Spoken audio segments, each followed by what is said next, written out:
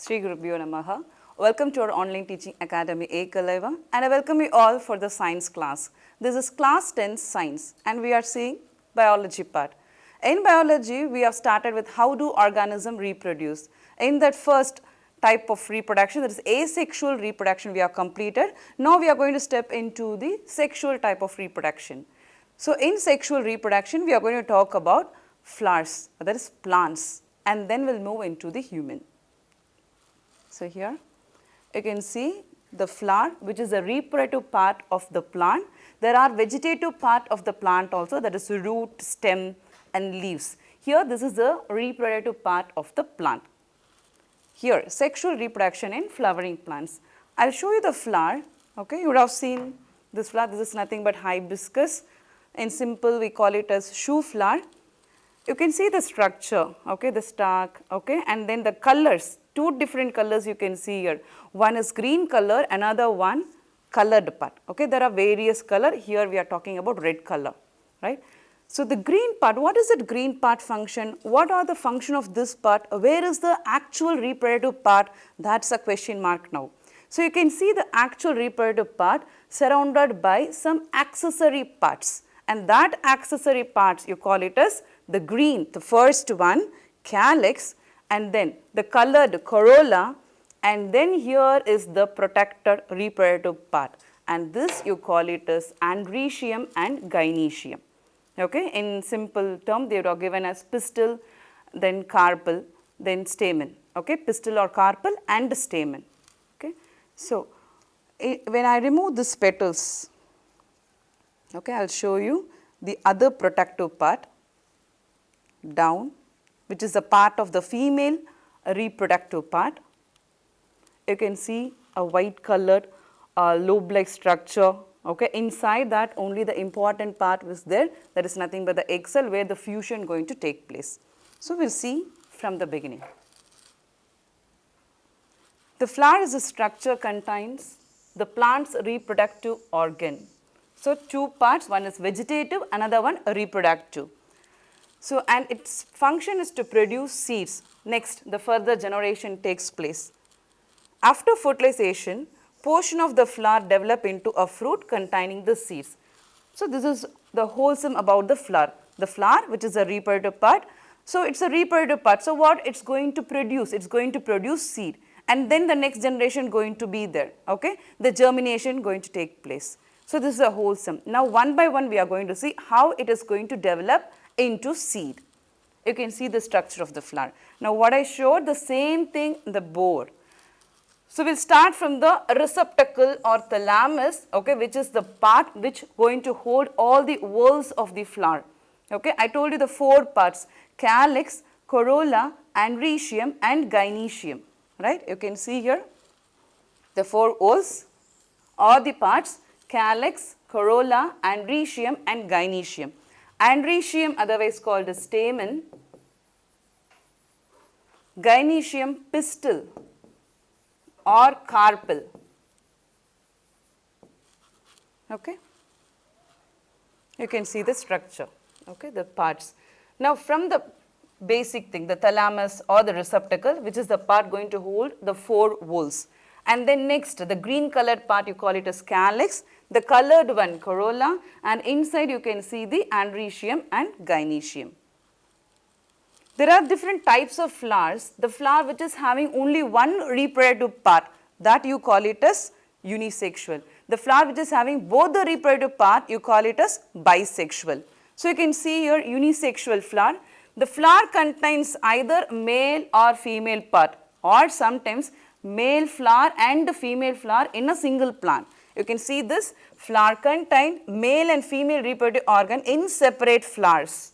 Okay. Whereas bisexual flowers, if you take it, both male and female reproductive organ in the same plant. It's a very important 1 mark question in 10th standard. Give some examples or any two examples for male flower or the female flower, okay, or in general unisexual flower, bisexual flower. This is a bisexual flower which I showed now. Another one unisexual flower. First one hibiscus, this is papaya. This hibiscus.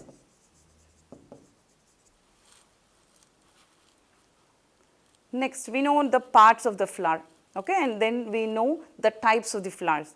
Then now we are going to see pollination, how it is going to form seed. For that, some agents are required to transfer the pollen grains, okay.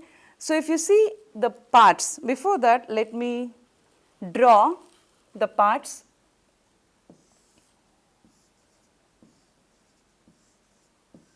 So, this part what I am drawing is the stamen, and then here if you see in detail you can see the anther, okay, and that anther if you take and see, there are small yellow color grains, okay, that you call it as pollen grains.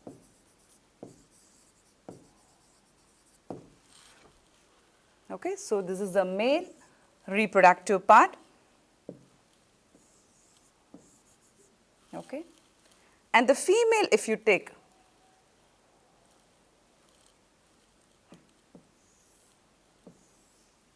this is the female reproductive part.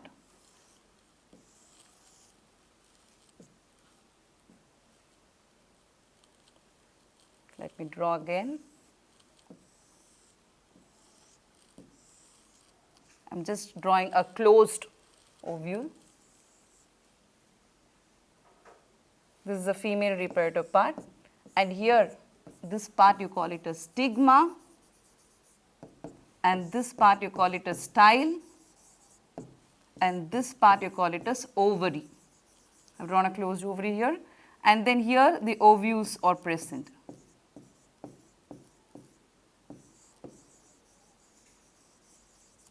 Okay, this is the male. Once again I will draw the male so that we will have a compared thing. This is the anther,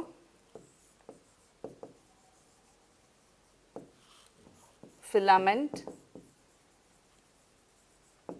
okay, and inside you can see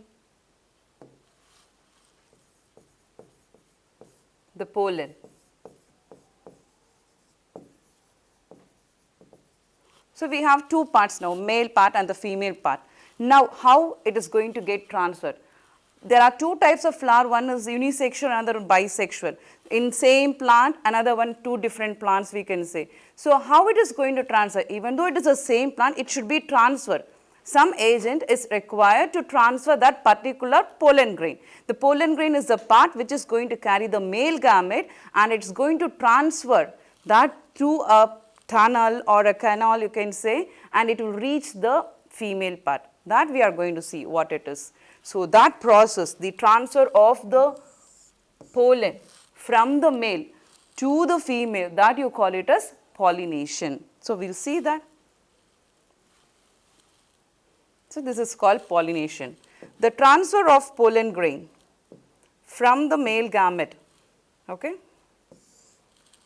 from the male gamete to the female gamete is called pollination. There are two types of pollination. Before seeing the types of pollination, you can see a small insect doing some work. It is actually feeding, okay, and one more help also it is doing. It is a good pollinator we can say, honeybee, right. So, what is the other work? It is helping, it is transferring the pollen grain from one plant to the other plant.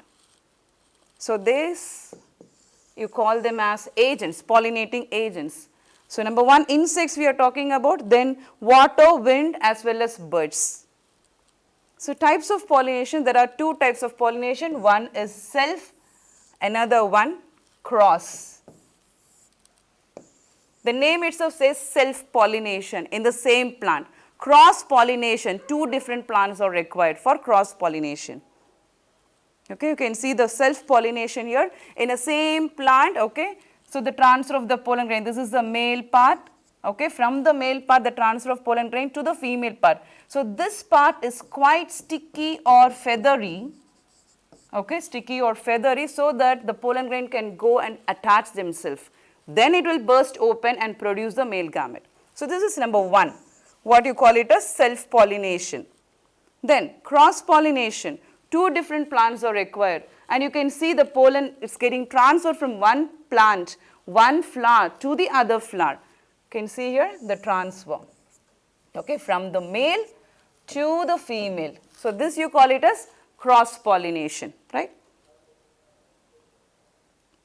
After pollination, what happens? The pollen grain, you can see it is getting attached there, and then it is going to transfer through the tube. I told you a canal-like structure, and then it is going to reach the female reproductive part. That is nothing but the egg cell.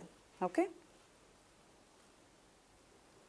So, this is the structure, that is the animatic thing, and here you can see the grain. Okay, it is going to transfer the pollen grain, which is having the male gamete.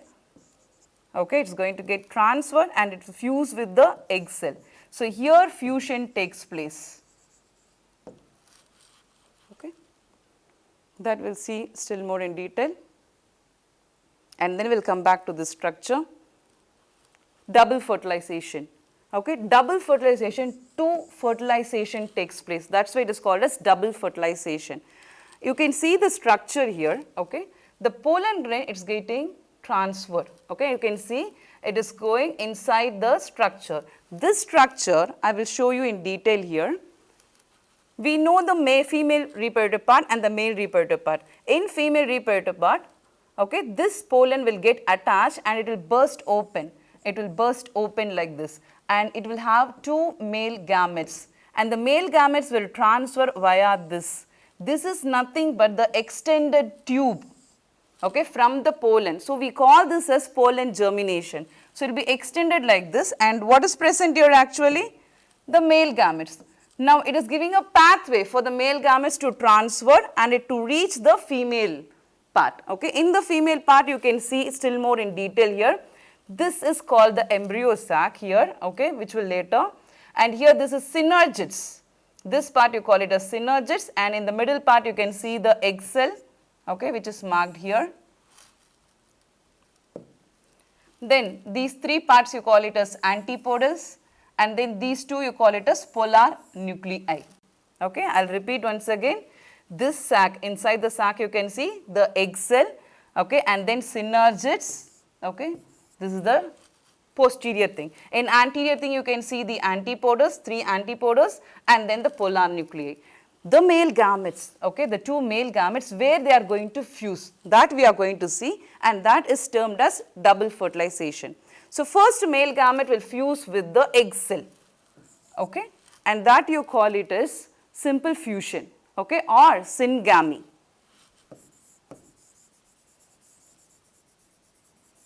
Syngamy or fusion or just fertilization, okay, that term. Then next, the other male cell, okay, male cell will go fuse with the polar nuclei. Okay, there it is going to have a triple fusion, because polar nuclei will have already two nucleus. In that again, which is going to come and fuse, the male gamete is fusing with this. Okay, so this you call it as triple fusion.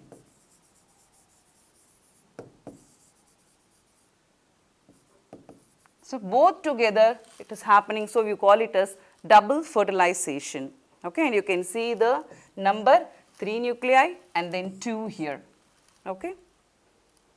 After fertilization, what is the next step? Fusion over, okay. After fusion, zygote formation, and then the development of the seeds takes place. There are two types of seeds, they are nothing but monocot as well as dicot. You can see the structure here, monocot seed and the dicot seed. This is monocot.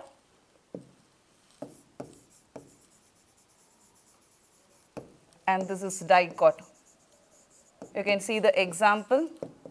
This is very important, diagrammatic question, 2-mark question, as well as the pollen germination also very important, 2 marks or 3 mark based question. Okay, you can see the structure here. Outside the seed coat, okay, then the 2 cotyledon, epicotyle, still more the structure in detail, epicotyle, hypocotyle, radicle, and then the upper part you call it as plumule. You can see here plumule and radicle. These both things you call it as cotyledon, and then there is a hilum opening, through that only it will intake the water. Okay. This is the part. This is an important diagrammatic question. To receive our online videos, please press subscribe button and you will receive our latest updates. Thank you.